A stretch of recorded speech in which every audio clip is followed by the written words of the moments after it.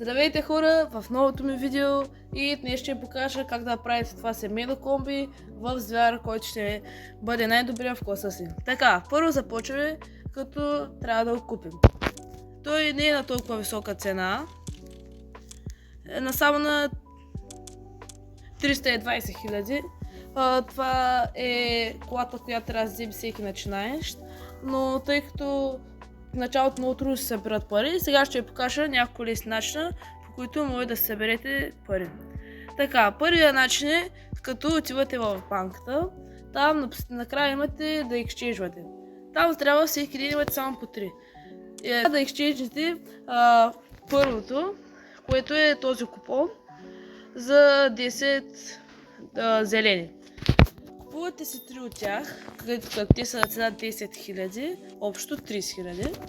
Отивате в инвентара си и ги продавате в маркета, за където там всяко струва по 31 хиляди и повече. След това изчаквате да се продаде, те се продават много бързо и вижте колко много пари спечелихме. Вторият начин за бързо спечелене на пари е преди като отидете на рейс, избирате Road Rules и започвате игра. Тук трябва просто да спазвате правилата, има знаци и трябва да следвате правилата.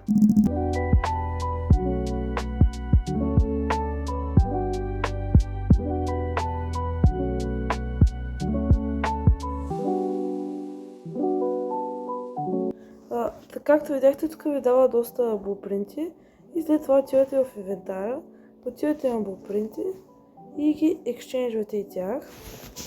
Едни след други, тук стигнете до Orange Blueprints, нали, оранжевите.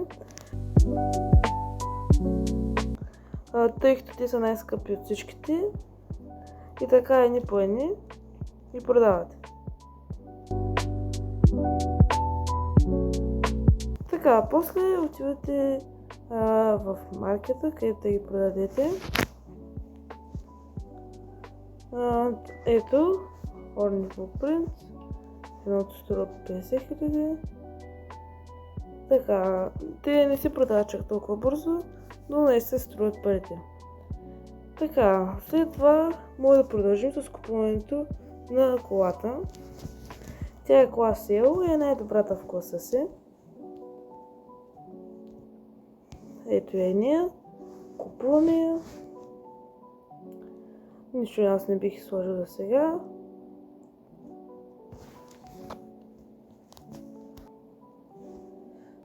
Сега може да почнем с тунинга. Първо този тунинг ще го направя само без зелени пъчки, само с жълти, за да може да е достъпно за повече нови играчи. Но след като напреднете с играта, може да използвате и зелените. Така, първо апгрейдваме по 3 пъти всяко.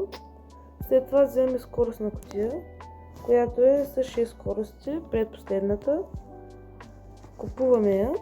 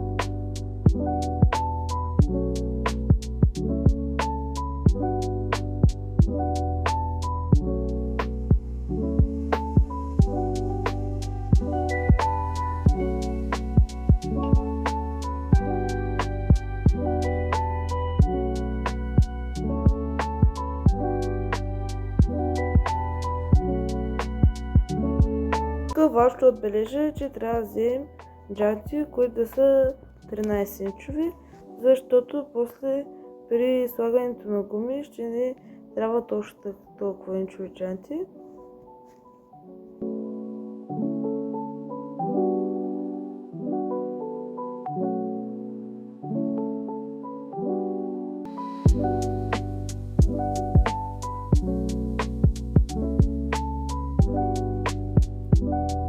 И как забележахте, това са едни от най-важните неща, които трябва да сложи по на колата.